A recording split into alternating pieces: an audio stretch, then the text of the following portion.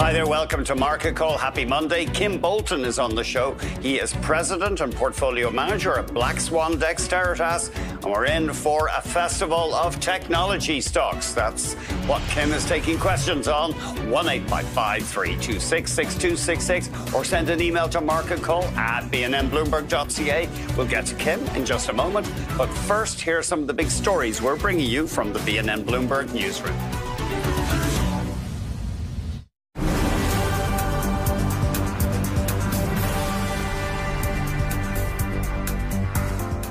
JP Morgan is set to take over First Republic Bank. U.S. regulators announced the deal early this morning, and they estimate that the Deposit Insurance Fund will take a $13 billion U.S. hit from the failure. First Republic has struggled since the March collapses of Silicon Valley Bank and Signature Bank, and will go down as the second largest bank failure in U.S. history. The majority of Canada's government workers will go back to work after reaching a deal on wages. The Public Service Alliance of Canada says the government agreed to wage increases of about 12% over 4 years. Still, about 35,000 workers at the Canada Revenue Agency remain on strike and have yet to reach a deal. And Cargojet reported earnings and revenue in its latest quarter that missed estimates. The Canadian Air Cargo Company saw earnings fall 38%, and it says the decline was driven by a shift in consumer behavior that weighed on its performance. Looking ahead, though, Cargojet says it expects consumer trends to normalize in the latter part of the year.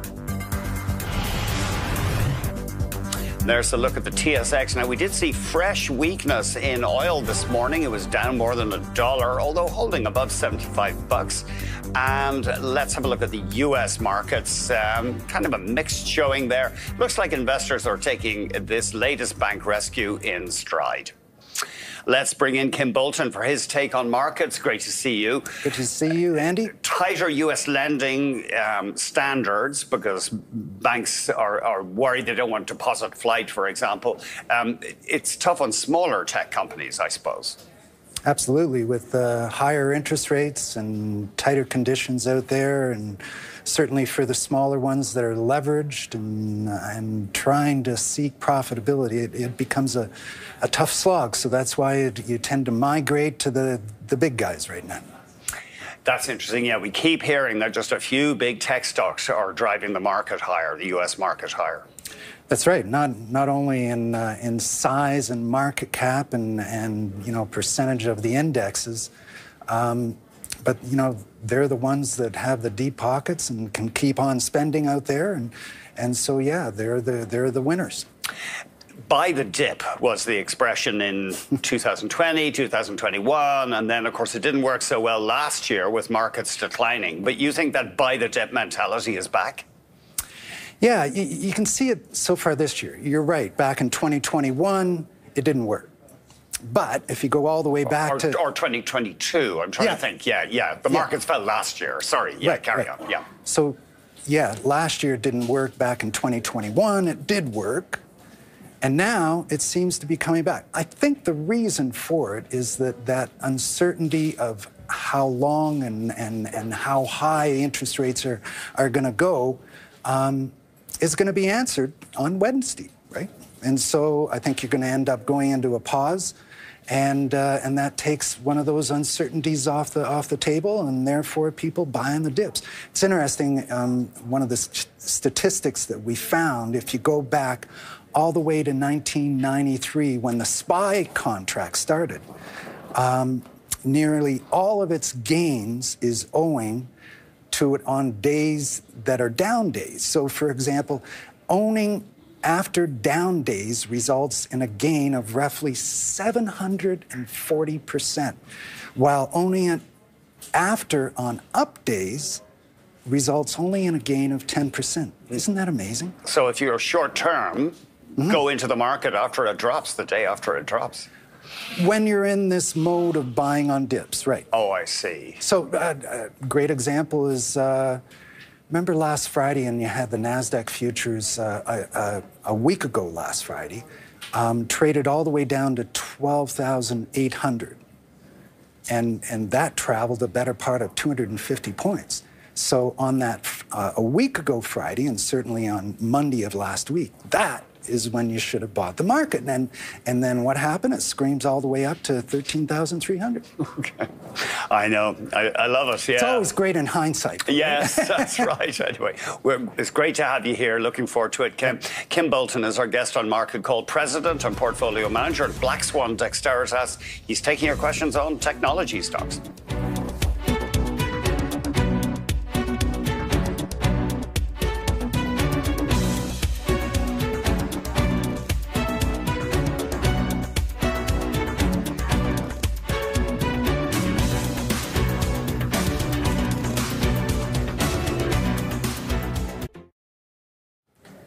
We have an email from Frank. Frank is curious about a company called Zentech, Z-E-N. Could you comment? So they're in nanomaterials, and they say they're pushing the barriers of molecular science. We know of this company. We haven't owned it, but it's an interesting company, and you know, good for them that they sort of transitioned, because previously they were junior miner, and they owned particularly some graphite mines. And so during the pandemic in sort of 2021, they decided to get into this and develop, and they brought in a lot of research and development people, actually out of the University of Guelph, and they developed this graphene-based antimicrobial coating that actually goes on masks. Makes a lot of sense. Pretty competitive, though. And so that's how they sort of made the hay during, you know, the pandemic. Now, you know, masks are not all that frequent, although they're still out there. But anyway, they're still unprofitable. They spent a tremendous amount of money on R&D, and they're really in the mode of sort of commercializing this thing called ZenGuard, which is this antimicrobial coating that goes on various pharmaceutical products. And they seem to be big in indoor air quality too. Yeah. And so, you know, the market cap on Zentech is just over $200 million, currently trading just over $2, and Street out there has a 12-month price target of $2.33. Okay, would you put your toe in here, or would you be interested in the stock? There are other opportunities. Okay, yeah, I know. It's a smorgasbord out there. Yeah. We have an email from Smita. The subject is Blink Charging. What do they do? So Blink is one of these folks, and they're actually out of Miami Beach. And they're into electric vehicle charging. Okay. A bit competitive, but they were one of the first in. Currently trading at $6.93.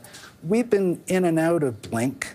12-month price target is $8.81. It is a volatile stock. You know, they have a lot of competition coming from Tesla and ChargePoint. But the EV market is still developing. But there's quite a bit of volatility in the stock, really coming from the volatility of the financial performance of it. So they are a leader in the charging equipment and networked EV charging services. So, you know, you could buy it here, maybe add some down in the low sixes, and then back down around 550 is some good support. We have Jeff on the line from Edmonton. Go ahead, Jeff, please.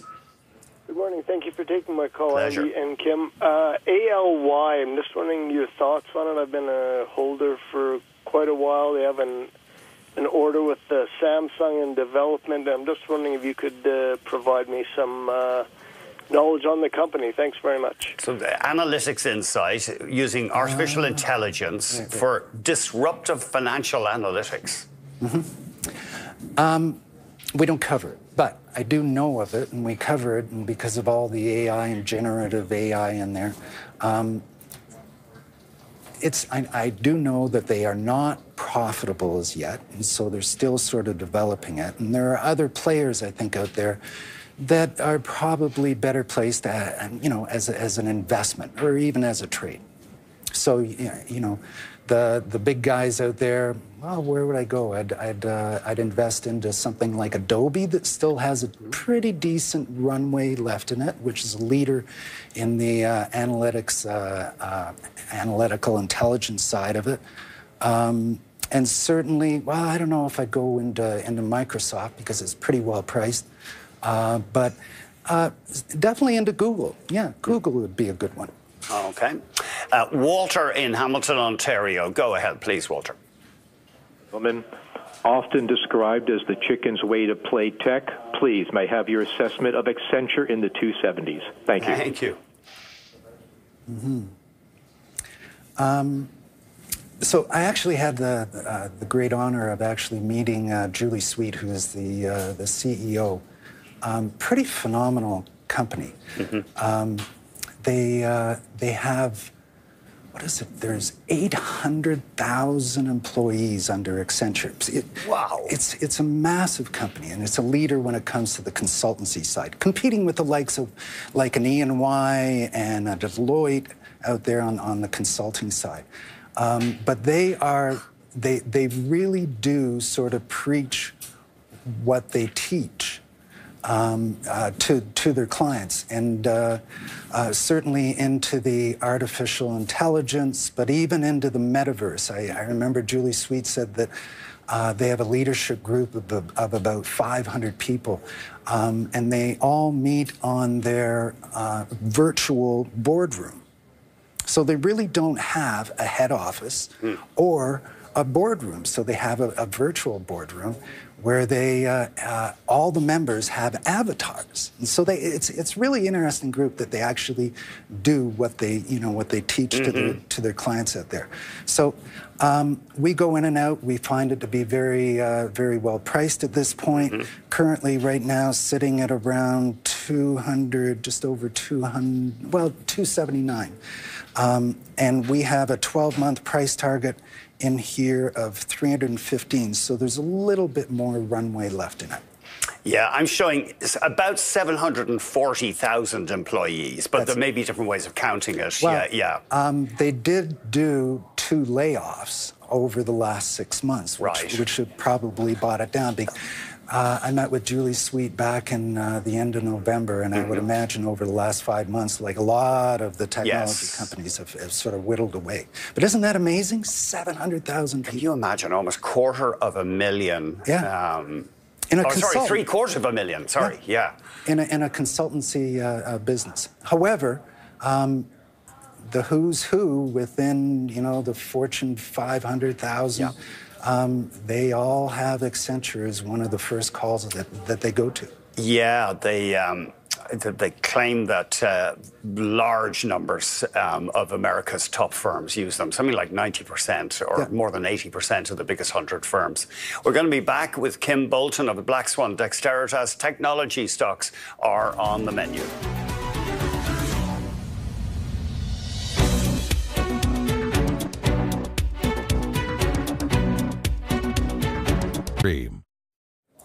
George is on the line from Gander, Newfoundland. George, go ahead, please.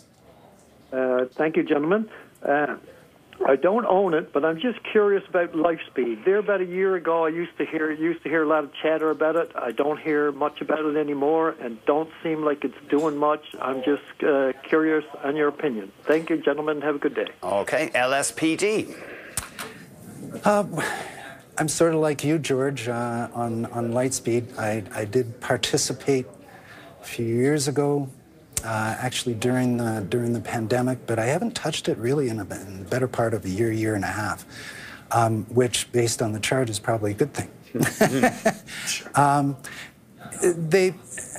They're a lot better now at actually the reporting. One of the issues that they had when they first went public is that they were a bit misleading on their financial reporting, and they were saying things to different people, which sort of scared a lot of people away. We probably should be careful there, misleading, or Yeah. they were criticized. I mean, I'm Right. sure they didn't mean to mislead, or... No, and it was different parts of the organization were talking. Oh, I see, okay, So yeah, it wasn't sure. intentional at all, Okay, right? it was a mixed message kind of thing. Right, Yeah, right, okay, right. yeah. And so that was a bit confusing to the analyst and the portfolio managers. However, you know, I'd met with them over in Montreal. Very, very impressive. And George, I'll have to take another look. Okay, okay. They report May 18th, anyway, their latest quarter. We have an email from Gabe. I've never heard of this company, Nubiva Technologies. I know I need to get out more. Nubiva. Yeah. So let me just... It's a life sciences company, anyway. There we are. So, so it's a small player in this cybersecurity market. Oh, I'm sorry. Yeah, it's not life science. It's ransomware. Yeah, Right, carry on. right, Sorry, right. beg your pardon. Okay. And so they do sort of cater, and they've attracted a lot of attention in sort of the local market. They're out of Vancouver, and they provide a layer of data resilience against ransomware. So basically, if someone comes in, tries to steal the data, they want to put up a ransom for it, they have the software and the infrastructure behind that to actually stop the attack and then actually respond to the attack to actually get the data back before you have to actually pay for the ransom. But it's, you know, their revenue has been pretty decent over the last year. It's gone up considerably. And they're finally making money. But the stock is still very volatile, certainly trading. Right now, it's just over $1, $1.05, $1.06. We have a 12-month price target of $1.15, so it hasn't got much of a runway left in it.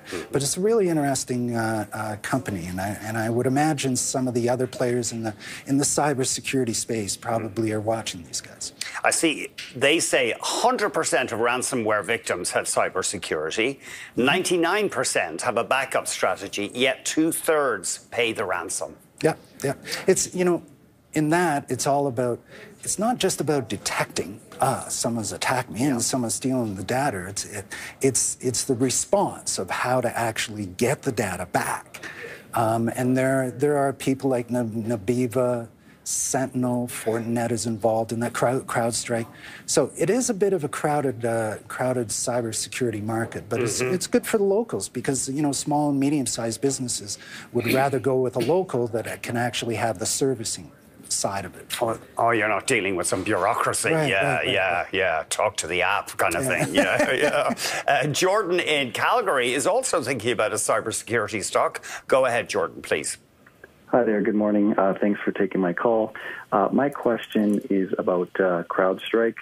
They haven't been profitable since they IPO'd, but just wanted to get your thoughts on this particular business, or is there another one that you prefer in the cybersecurity space? Thank you very much.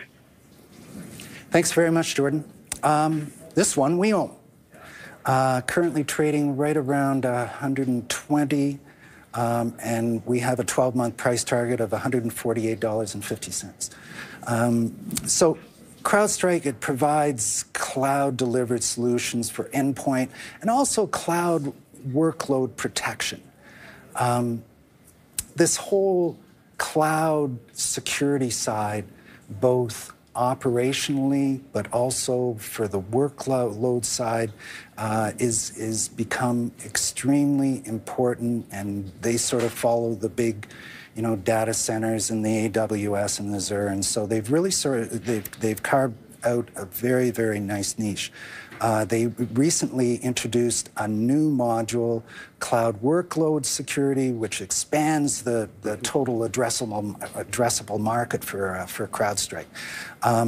When it came to the earnings, let's see, back in March, they beat on the top side and the down and on the bottom line. but they were reluctant on the guidance. And so, you know, over the last 30 days, it's been down 12%, but, you know, over the last 100 days, it's up 12%. They spend a lot of money when it comes to the sales and marketing side, and you can see that, you know, CrowdStrike is I forget which one of the F1 drivers out there, but they spend a lot of money getting their name out. But, you know, CrowdStrike, together with Sentinel, they're sort of the leaders when it comes to this response side of cybersecurity, particularly in workload and also in the cloud. I see a fellow from the company was speaking at the RSA conference, which is a huge cybersecurity conference.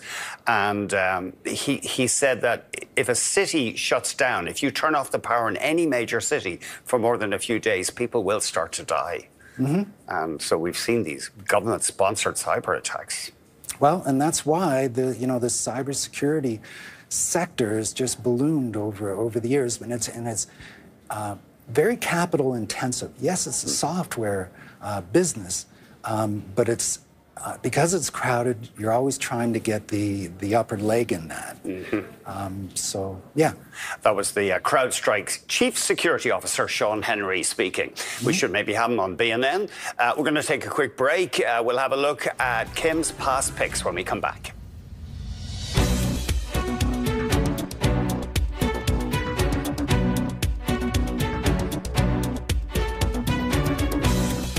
Making sense of business and the economy can be tough. We dig through the details to tell you what you need to know with straight talk and expert analysis so you can make informed decisions about your future.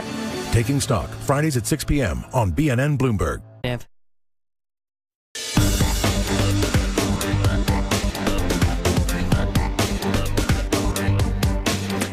Kim was on our show May 18th of last year. Sony was his first idea. It was so diversified, but getting big in vehicle technology now, stuff to, for example, track a driver's behavior to see if they're paying attention. It's an amazing conglomeration of businesses that Sony has in there. You know, they're involved in sensors, but they're huge in gaming, like in consoles. Big into financial services, but then they have their sort of whole entertainment and music side of it, right? Because they buy the rights to, probably the one that got a lot of coverage last year was that Bob Dylan sold the rights to all of his to Sony, and so it is a pretty amazing company. Currently trading $92. It's still got a bit of a runway left. We have a 12-month price target of $110.40. But as I was mentioning, it's a global leader when it comes to the image censoring market. And think about it, you know, sensors are in virtually everything that we use. Yes. And so they own 44% of that image censoring market. They own 64% of the gaming console market, which competes with the likes of like a Microsoft. But then, as we were just talking, they're really becoming a leader when it comes into connected vehicles and smart mobility, and actually having that in-cabin car infotainment and monitoring. Yeah. So you'd stick with that one, it sounds like. We still own it. Yep. Okay. It's still got some runway left. ServiceNow, they have this Now platform to keep companies running smoothly. Yep. So, gosh, it must be about 3 or 4 years ago, McDermott, I forget his first name, McDermott was the CEO of SAP, the German group. And he took on this job of ServiceNow. Pretty smart guy because he did the right thing. So ServiceNow, you know, it is a $92 billion market cap company currently trading at just over $450. It has a 12-month price target of $509. It operates through that Now platform for workflow automations, artificial intelligence, machine learning, and so on. It's interesting, their product renewal runs at 99%. So they serve over 1,100 clients that spend over $1 million per year and have grown their client base so that, which now they have clients of 5 million that renew subscriptions every year, and they account for actually 40% of their clients. So, you know, they just reported back on April 26th, they beat on the top, beat on the bottom, and they actually raised guidance, and that's why the stock went up. Quite a character. According to his Wikipedia bio, at age 16, he bought a delicatessen in Long Island for $7,000. So he's always been a bit of a live wire, it seems. Bill McDermott. Yeah. He's you'll recognize him because he's the guy that has the sunglasses. Because he lost his eye in an accident. He was carrying a glass down some stairs. Very sad. He had multiple operations but lost an eye. Terrible. Fortinet, another cybersecurity player. So, thankfully, we owned this last year. So it's actually nice to come back and see that our stocks are actually having a decent return. So this is a pretty big company, you know, for a cybersecurity company. It's a $50 billion market cap company, currently trading just around $63. We have a 12-month price target of $72.25. So Fortinet, they provide broad, integrated, automated cybersecurity solutions all around the world. It offers this FortiGate, not Fortinet, but FortiGate hardware and software licenses. The company remains focused on networking and security, and they're into network security, endpoint security, cloud security, so they cover it all. So that's why we've hung on to it and we've owned it. And we've owned it for the year. We've trimmed it here and there, but it still has about a 3.5% position within our funds. Okay, we're going to be back with Kim Bolton. He's taking your questions on technology stocks.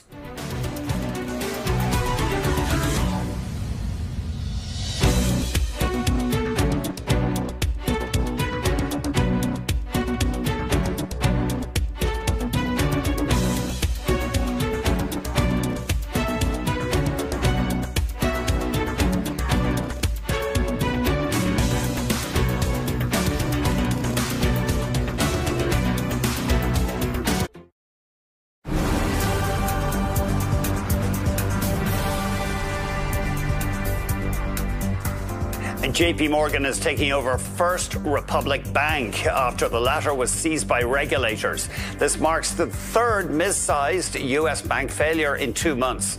U.S. regulators announced the deal early this morning. They estimate that the Deposit Insurance Fund will take a $13 billion U.S. hit.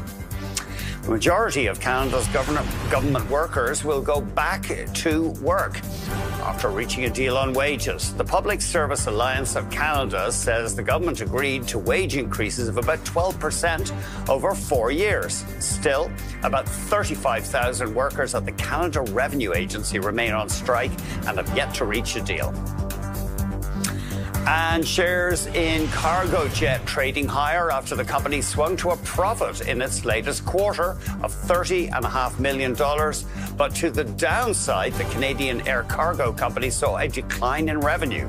And it says the drop was driven by a shift in consumer behavior. Let's check out the markets. The TSX hanging in there today. Let's have a look at the U.S. bourses, and you can see they are pointing upwards right now. Henry is standing by in Vaughan, Ontario. Go ahead, Henry, please. Hello, I'm a long-term investor, and I'd like to know if AT&T is forming a bottom and has any chance for a turnaround. Thank you. Thank you. AT&T. Thanks, Henry. Henry, I wouldn't particularly buy it for the capital gains out of the stock. You know, people migrate into AT&T because of the dividend, even though they did cut it a little bit recently, and I think we were just talking the dividend on AT&T is sitting around 6%. Yeah, that's a bit more. Yep. Yeah. So currently trading $17.64. We don't own it, but we follow it. And the average analyst out there actually has a 12-month price target of $22.70. So, Henry, there is some potential for some capital gains in here, but, you know, AT&T has really been never anything other than sort of a dividend investment, which is pretty sweet, you know, at around 6%. You know, they just reported back on April the 24th. They beat on the top, beat on the bottom. They affirmed their guidance, great free cash flow of $1 billion. They have aspirations of getting that up toward $3 billion. So, yeah, Henry, I think it's a pretty good place to actually buy it here. Yeah, they spun off their media assets about a year ago, and then they cut the dividend roughly in half. Henry in Vaughan, Ontario, thank you for that question. Madhu in Mississauga, Ontario. Go ahead, please. Hi, sir. I'm looking for Ericsson. Eric, they call ERIC, and I'm holding for a long time. Is that okay to hold it or just sell it and walk away from there? Thank you. Ericsson. I haven't owned Ericsson in a while. It's just, it's a difficult field to actually participate in. You know, Ericsson was supposed to be the leader when it came to the 5G deployment. But then they ended up getting into that issue where they were bribing people, bribing clients, sort of like an SNC type of thing, and it's just sort of haunted them ever since. So, you know, the 5G, they ended up spending so much money on that, and they will get the returns over the years, but it's just been a bit of a disappointment, Moaz.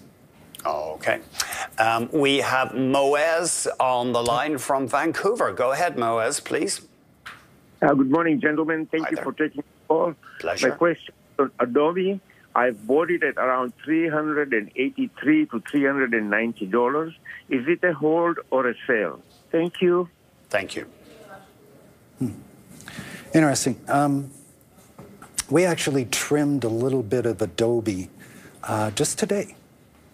Because it was getting close to its price target. So it's currently trading just shy of 377. You know, the average analyst out there has a 12-month price target of 397. So when we get within sort of that 5% level, we take a bit of money off the table, and we've been buying into things like Akamai and IBM and so on. So. But I think the main reason that Adobe has done so well is that because of the artificial intelligence, the generative AI, you know, they are certainly a leader. They've been involved in that, in the artificial intelligence. They tried to buy the... what was the name? Oh, yeah. I'll look it up. Anyway, yeah. But that was stopped on regulatory. But it was stopped, yeah. I always thought that they were trying to buy that... Figma they were trying to buy. Figma. Sorry, yeah, go on. That they were trying to buy Figma because they actually had a very considerable amount of people and money invested into generative AI already in the company, and they wanted to sort of get Figma out of the way, and so someone else didn't buy it. But then the regulators got onto it, and they said, no, you know, it's sort of leading toward a monopoly. But you got to love a company that actually has a verb after one of their businesses, like Photoshop, right? Yes. You know, you've made it. Yeah, exactly. And so we still like it. We trimmed it a little bit today. They reported back on March 15th. They did great on the top and the bottom line. And they actually increased their guidance going out. So, yeah, it's you know, you could buy it here. just around that 377.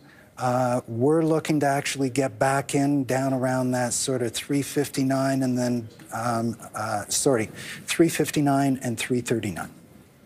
We're going to be back with Kim Bolton of Black Swan Dexteritas. Technology stocks are on the menu. 1-855-326-6266.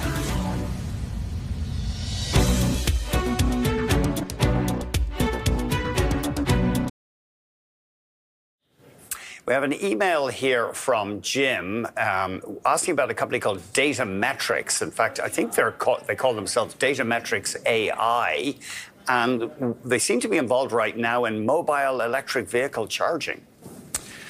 And if you go back a couple of years ago, during the COVID and the pandemic and so on, they were selling COVID test kits. So they sort of went to the flavor.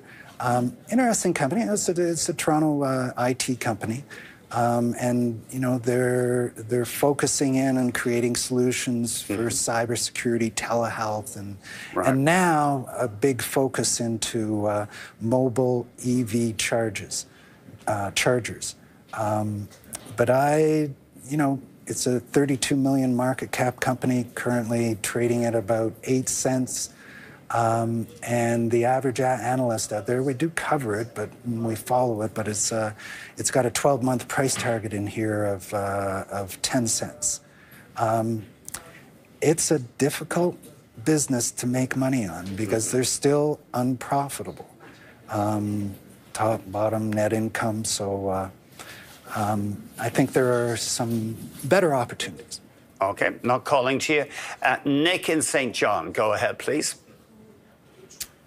Once again, I get your opinion here, if I can pronounce right, Baylin Technology. Thank you. Baylin. Thank you. Thanks for the call. Baylin, we do cover it. We follow it. It's a Canadian company. It's and currently trading right around that sort of 43-cent level. Average analyst out there on Baylin has a 12-month price target of 50 cents. So if you own it, I'd hold on to it or maybe add to it. But it's a very illiquid stock. It only trades less than 60,000 shares per day. It designs, manufactures radio frequency antennas and tags. And it offers embedded antennas for the use in smartphones and handsets and tablets. Well, we follow it because it's a Canadian company and it's well run, and it does have an okay runway ahead of it. That you could possibly get it up to 50 cents. Oh, okay. We've got David calling from Mississauga, Ontario. David, fire ahead, please. Thank you for taking my call. Pleasure. I'm interested in NVIDIA, whether at the present price it's a buy, hold, or sell. Thank you. Thanks, David. We own it. It's getting pricey, though. Currently trading right around that 287 level.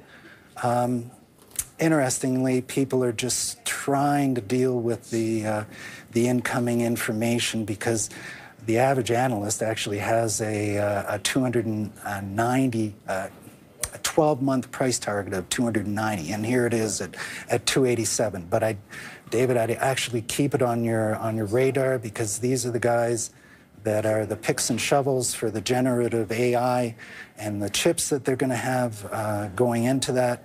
And them and actually ARM are the leaders in this. There are some other sort of smaller players that are coming in, but they also hold about an 80% market share in the GPU, the graphic processing unit market. So, yeah, it's a good picks and shovel, but I think if you could, if you could pick it up down closer toward sort of, I'd weigh in again around 277, 263, and then probably down around 253. Okay. We have to take a break, but don't go away. We've got top picks coming up from Kim Bolton on Market Call.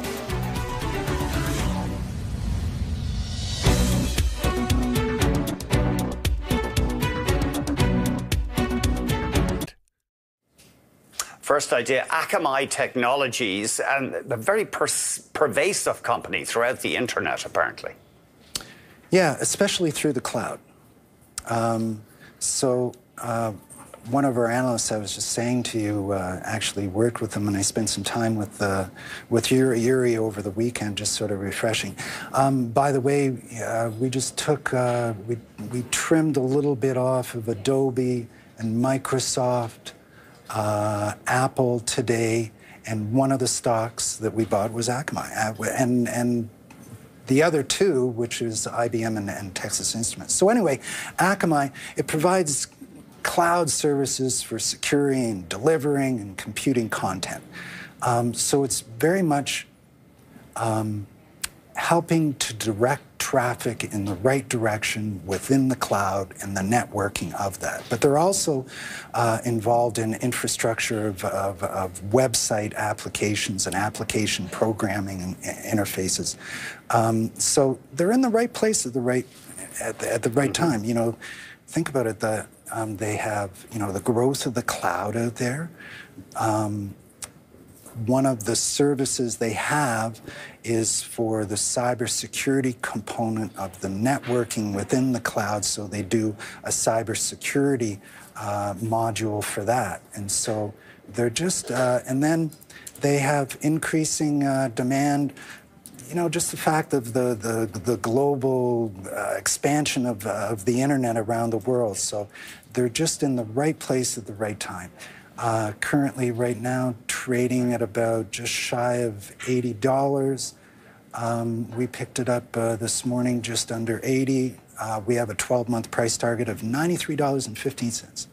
Okay. IBM. You know, I would say over my career, I've actually shorted IBM more than I bought it, but we actually bought it. And one of the ideas is that it's interesting when we go through our rebalancing of our separately managed accounts, and certainly for the BSD Global Tech Hedge Fund, we're constantly doing rebalancing and trimming and so on within here. And, you know, with the prospects of a recession possibly coming up, you know, in the third quarter, going into the fourth quarter, this is one of the few times I've actually invested into IBM. But, you know, it's like, I think it was David earlier was talking about AT&T. IBM's got a dividend yield on it of 5.2%. So it does have good growth potential. And they have the new CEO in there. Red Hat has been a great acquisition for them. And so currently, you know, IBM trading at $126-ish. And we tend to agree with the street. You know, the 12-month price target is potentially up around, you know, 144. And you know, IBM over the years has sort of traded between this sort of 110 and 150. And I think you can actually see 144 before over the next 12 months. Okay, and then finally, Texas Instruments, another venerable tech company. Yeah.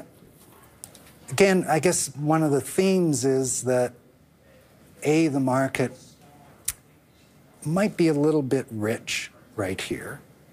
And so we're going for sort of more conservative plays within the technology arena, like an IBM, like an Akamai. And here again with Texas Instruments.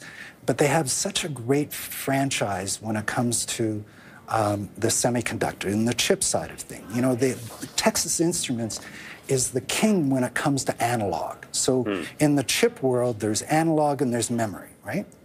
And so they very much control the analog segment. And, you know, they produce chips that manage power requirements and battery management solutions and for regulators and voltage and so on. But they also have another division, which is called the embedded processing segment. And, you know, that is where you have the microcontrollers, and that's integrated into the wireless side of it. And, you know, analog chips are in everything from our fridges to our TVs to our cell phones. And they reported just the other week on April 25th, you know, they blew it away on the top line and the bottom line, and they actually increased their guidance. So they're running on all systems. So you can buy it here, buy it down, you know, sort of add to it around 154 and then down at around 144. It's interesting that, so they've chips for interacting with the real world. I mean, not everything is digital. Right, right, or memory, right? Okay. And the analog chip is not as volatile in the pricing side of it, mainly because there's a lot more competition over on the memory side, and less so in the analog, because, you know, Texas Instruments has been around for like ages. So yeah, it's really, really like Texas Instruments here. Good stuff, Kim. Thank you very much indeed. Oh, you're most welcome. Kim Bolton has been our guest. Michael Sprung is on Market Call tomorrow. Thanks for watching.